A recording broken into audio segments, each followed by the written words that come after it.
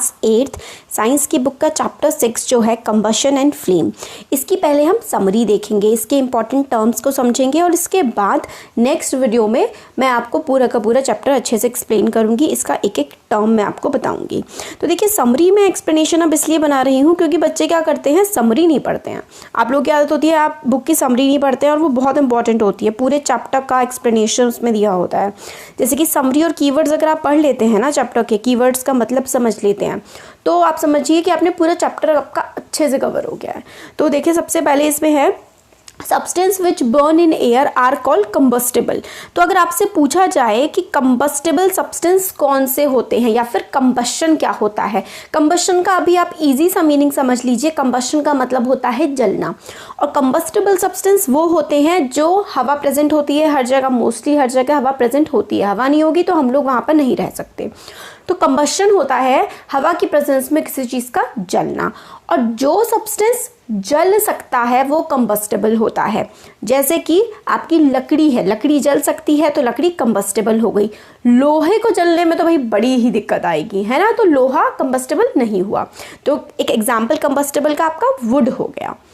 Oxygen is essential for combustion, सबसे ज़्यादा important चीज़ होती है कंबशन के लिए। देखिए काफ़ी सारी चीज़ें होती हैं, एक तो होती है ऑक्सीजन, दूसरा होता है क्या, दूसरा होता है एक फ्यूल होना चाहिए, जिस चीज़ को आप जला रहे हैं वो भी तो प्रेजेंट होना चाहिए, और सोर्स ऑफ इग्निशन। आपकी वुड में ऐसे रखे रखे तो आग नहीं लग जाती, आप माचिस से जलाते हैं, किसी तरीके से उसको जलाते हैं तब उसमें आग लगती है। तो सब्सटेंस होना चाहिए, फ्यूल होना चाहिए, और हवा में ऑक्सीजन की प्रेजेंस ज़रूर होनी चाहिए, तभी कोई चीज़ जल सकती है। During the process of combustion heat and light are given out. अब जब कंबशन होता है, जब कंबशन किसी चीज़ में हो रहा होता है, कोई चीज़ जल रही होती है तो हीट निकलती है, उसमें से गर्मी निकलती है और चमक निकलती है, लाइट निकलती है। Ignition temperature is the lowest temperature at which a combustible substance catches fire. तो भाई ऐसा कौन सा टेम्परेचर होता है जिस टेम्परेचर पे कोई भी सब्सटेंस जलना शुरू हो जाता है। देखिए आप माचिस में भी को ऐसे आप पकड़ेंगे तो दिया, जैसे कि अगर आप लोगों ने लगाया होगा अपने मंदिर में कभी, तो आपने देखा होगा कि पहले घी लगाएंगे, रुई पे पहले घी लगाया जाता है, फिर उसके बाद माचिस जलाई जाती है, फिर कई बार क्या होता है थोड़ा सा टाइम लग जाता है जलने में। तो जब तक इग्निशन टेम्परेचर रीच नहीं हो पाता तब तक वो चीज़ जल नहीं सकती है। तो इग्निशन टेम्परेचर ऐसा लोएस्ट टेम्परेचर है एट विच कंबस्टेबल सब्सटेंस कैचेस फायर।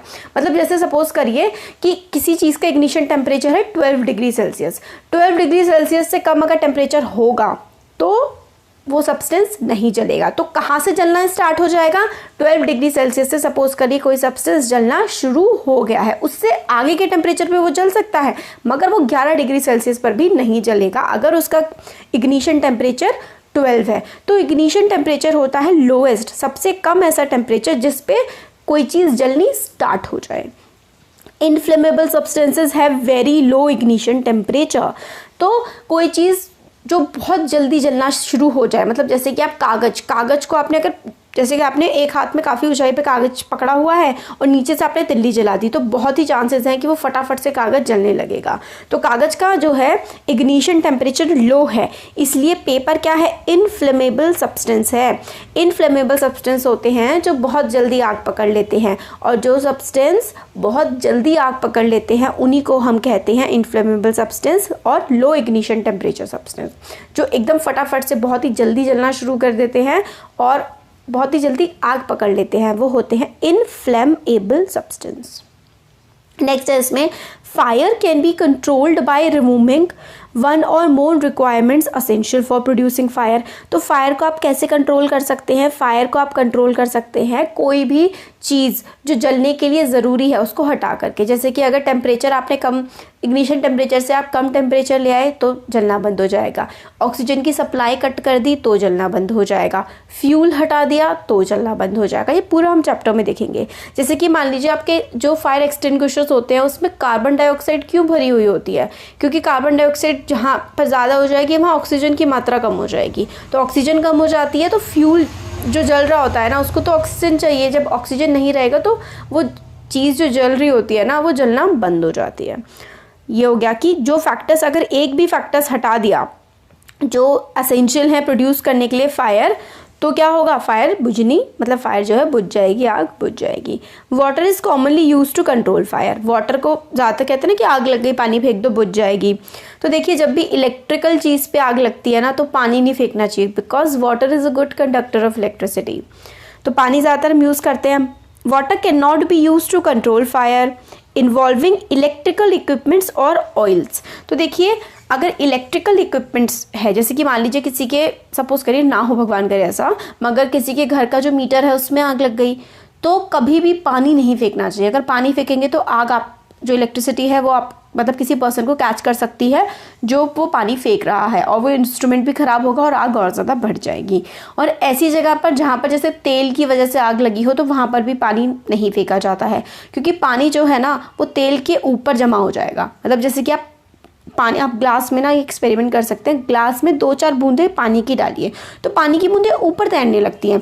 तो अगर आप जहाँ पर ऑयल की वजह से आग लगी होगी वहाँ पर क्या होगा, पानी आप डालेंगे तो पानी के ऊपर ऑयल की बूंद तैरने लगेगी और आग तो, ऑयल तो वहीं पर रहेगा तो आग नहीं बुझ पाएगी। ऐसे केसेस में हम लोग कार्बन डाइऑक्साइड और सैंड इन सब चीज़ों का इस्तेमाल करते हैं आग को बुझाने के लिए। अब there are various types of combustion such as rapid combustion, spontaneous combustion और एक्सप्लोजन एक्सेट्रा। कई सारे तरीके के कंबशन होते हैं, कई सारी तरीके से चीज़ें जलती हैं। एक तो होता है रैपिड कंबशन, एकदम से मतलब बहुत ही फटाफट से जल जाना, और होता है स्पॉन्टेनियस, मतलब जो चलता रहता है, और एक्सप्लोजन तो भट्ट करके हो गया ना, जब फूट जाता है तो वो एक्सप्लोजन होता है। There are 3 different zones of flame, dark zone, luminous zone और नॉन ल्यूमिनस जोन। तो देखिए कोई भी चीज़ जब ल्यूमिनस होती है तो ल्यूमिनस चीज़ का मतलब होता है उसमें से लाइट निकल रही है। आपके एक रूम की ट्यूब लाइट, हमारा जो अर्थ का सन है, ये सब कुछ क्या है, ये सब कुछ ल्यूमिनस सब्सटेंसेस हैं। तो जो फ्लेम होती है ना, जैसे कि सपोज करिए ये है, तो एक जोन इसमें ल्यूमिनस होता है जिसमें से हमें रोशनी दिखती है, एक उसमें डार्क जोन भी होता है जिसमें से कोई रोशनी नहीं होती, और एक होता है ऐसा जोन जिसमें मतलब बहुत कम रोशनी होती है, और एक होता है जिसमें बिल्कुल रोशनी नहीं होती, और एक होता है ल्यूमिनस जोन जिसमें काफ़ी ज़्यादा रोशनी होती है, उसी की वजह से फ्लेम में से हमें रोशनी दिखाई पड़ती है। अब देखिए एक आइडियल फ्यूल कैसा होगा, एक जो अच्छा फ्यूल होगा वो कैसा होगा। आइडियल फ्यूल जो होता है वो सस्ता होता है, बहुत ही ईजिली अवेलेबल होता है, ईजिली उसको आप जला सकते हैं, आप ईजिली कहीं पर उसको ट्रांसपोर्ट कर सकते हैं, और बहुत ज़्यादा हाई कैलोरीफिक वैल्यू हो, और वो जो है अपने साथ फालतू की गैसेस ना छोड़े और पोल्यूशन ना करे। वेरी इंपॉर्टेंट, ये वाला क्वेश्चन बहुत इंपॉर्टेंट है, एग्जाम में बहुत ज़्यादा पूछा जाता है। कैलोरीफिक वैल्यू क्या होती है? देखिए कैलोरीफिक वैल्यू का मतलब होता है कि एक फ्यूल में कितनी ताकत है जलने की, मतलब आप कम से कम फ्यूल में कितना उसको ज़्यादा से ज़्यादा जला सकते हैं, वो होती है उसकी कैलोरीफिक वैल्यू। आप सरसों का तेल डाल करके क्यों पेट्रोल नहीं चला, मतलब गाड़ियों में आप सरसों का तेल या रिफाइंड क्यों नहीं डाल के चला लेते? क्योंकि उनकी क्या है, कैलोरीफिक वैल्यू बहुत कम होती है, और पेट्रोल की, डीजल की कैलोरीफिक वैल्यू काफ़ी ज़्यादा होती है। तो कैलोरीफिक वैल्यू होती है कि कितनी ज़्यादा एनर्जी वो ऑयल प्रोवाइड कर सकता है, वो होती है calorific value. I am so sorry. हाँ, तो ये हो गया कि एक आइडियल फ्यूल की डेफिनेशन क्या होगी। आइडियल फ्यूल चीप होगा, चीप का मतलब होता है सस्ता होगा, रेडिली अवेलेबल होगा, आसानी से आपको मिल जाएगा, रेडिली कंबस्टेबल होगा, आसानी से आप उसको जला सकते हैं, ट्रांसपोर्ट करना काफ़ी आसान होगा, हाई कैलोरीफिक वैल्यू होगी, हार्मफुल गैसेस प्रोड्यूस नहीं करेगा, रेसिड्यू होता है जैसे कि जलने के बाद जो फालतू एक्स्ट्रा चीज़ छूट जाती है वो रेसिड्यू होता है, पोल्यूट नहीं करेगा, तो वो एक आइडियल फ्यूल होगा। Very important. नेक्स्ट है fuel differ in their efficiency and cost. Fuel जो है उनकी एफिशिएंसी अलग अलग होती है और कॉस्ट भी अलग होती है। जैसे मैंने आपको अभी बताया कि सरसों का तेल और पेट्रोल बहुत अलग है, उनकी कॉस्ट भी अलग है। एफिशिएंसी होता है कि कितना ज़्यादा वो यूज़ किया जा सकता है उस चीज़ को, कितना अच्छे से वो जलेगा। Fuel efficiency is express in the term of calorific value which is express in the unit of kilo joule पर केजी। तो कैलोरीफिक वैल्यू की जो यूनिट होती है वो किलो जूल पर केजी होती है। ठीक हो गया हमारा ये कैलोरीफिक वैल्यू के बारे में, तो मैंने आपको बता ही दिया है कि वो क्या होता है। अब नेक्स्ट आता है term unburned carbon particles in the air are dangerous pollutants causing respiratory problems. तो जो कार्बन के पार्टिकल्स होते हैं छोटे छोटे, जो जलते नहीं हैं और हवा में ऐसे घूमते रहते हैं, वो हमारी बॉडी के लिए, हमें सांस लेने के लिए बहुत ही ज़्यादा नुकसानदायक होते हैं। Incomplete combustion of fuel gives poisonous carbon monoxide gas. Important question. Incomplete combustion जब किसी फ्यूल का होता है तो कौन सी गैस प्रोड्यूस होती है? कार्बन मोनोऑक्साइड गैस उस केस में प्रोड्यूस होती है। नेक्स्ट आता है इसमें, increased percentage of carbon dioxide in air has been linked to global warming. बहुत देखिए, मैंने आपको आपके आगे वाला चैप्टर है इसमें भी मैंने आपको बता रखा है कि कार्बन डाइऑक्साइड अगर एनवायरनमेंट में बहुत ज़्यादा बढ़ती है ना तो उससे ग्लोबल वार्मिंग होने लगती है, मतलब दुनिया गर्म होने लगती है। क्योंकि कार्बन डाइऑक्साइड जो है ना वो सन की रेस को अपने अंदर कैप्चर करके रखती है। मतलब कार्बन डाइऑक्साइड का काम ही है हमारी अर्थ को गर्म रखना। अब आप कहेंगे तो बड़ी बेकार बात है। देखिए, बेकार बात नहीं है, कार्बन डाइऑक्साइड भी ज़रूरी है, मगर उसकी 0.003% के लिए वो ज़रूरी है, बट उसका जो अमाउंट है ना वो बढ़ रहा है हवा में। तो अगर कार्बन डाइऑक्साइड ना हो तो हमारी अर्थ बर्फ़ का गोला बन जाएगा और हम उस पर रह नहीं पाएंगे। बट अब क्या हो रहा है, कार्बन डाइऑक्साइड का अमाउंट बढ़ रहा है, तो जितना ज़्यादा अमाउंट कार्बन डाइऑक्साइड का बढ़ेगा उतनी ज़्यादा वो सनलाइट को अपने अंदर कैप्चर कर पाएगी और अर्थ वार्म हो रही है, इसकी वजह से काफ़ी दिक्कतें हो रही हैं। नेक्स्ट इंपॉर्टेंट चीज़ आती है, ये देखिए, oxides of sulphur and nitrogen produced by the burning of coal, diesel and petrol cause acid rain which is harmful for crops, buildings and soil.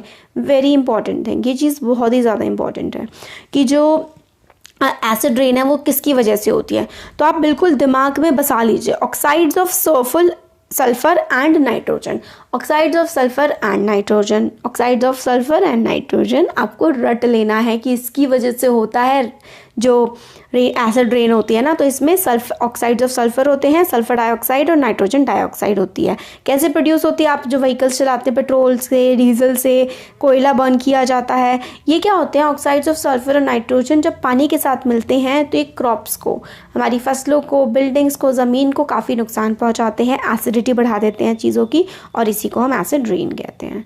तो ये देखिए, इसका समरी का एक्सप्लेनेशन हो गया है। चैप्टर का बहुत इंपॉर्टेंट पार्ट इसमें हमारा हमने समझ लिया है कि क्या है चैप्टर में। देखिए, पहला ही टर्म मैंने आपको एसिड रेन भी बता दिया क्या होता है, कैलोरीफिक वैल्यू मैंने बता दिया आपको, कंबशन का मतलब होता है जलना, डिफॉरेस्टेशन का मतलब होता है पेड़ों की कटाई, एक्सप्लोजन का मतलब होता है किसी भी चीज़ का तेज़ी से फट जाना, और फ्लेम का मतलब होता है आग की जो लट होती है ना, लपटें जो होती हैं वो फ्लेम होती है।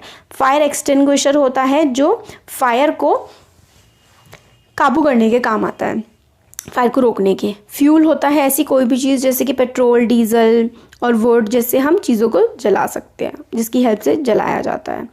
फ्यूल एफिशिएंसी का मतलब होता है कितना ज़्यादा वो फ्यूल अच्छा है, कितना ज़्यादा वो जल सकता है, कितना ज़्यादा एनर्जी प्रोवाइड कर सकता है, एनर्जी प्रोडक्शन कितना ज़्यादा करता है, वही होती है फ्यूल की एफिशिएंसी। ग्लोबल वार्मिंग क्या होता है? ग्लोबल वार्मिंग अर्थ जो हमारी गर्म हो रही है ना, यही ग्लोबल वार्मिंग है। सब मैंने आपको टर्म्स बता दिया। आइडियल फ्यूल हमने देख लिया था, जो चीप हो, जो इजीली अवेलेबल हो, जिसकी कैलोरीफिक वैल्यू ज़्यादा हो, जो पोल्यूशन कम करे, वो आइडियल फ्यूल है।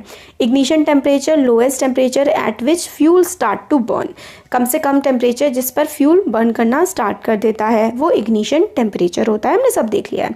इनफ्लेमेबल सब्सटेंस होते हैं, देखिए ये सारे के सारे जो टर्म्स हैं ना हम यहाँ पर समझ चुके हैं। देखिए ये रहा, इनफ्लेमेबल सब्सटेंस ऐसे होते हैं जिनका वेरी लो इग्निशन टेम्परेचर होता है, जो बड़ी जल्दी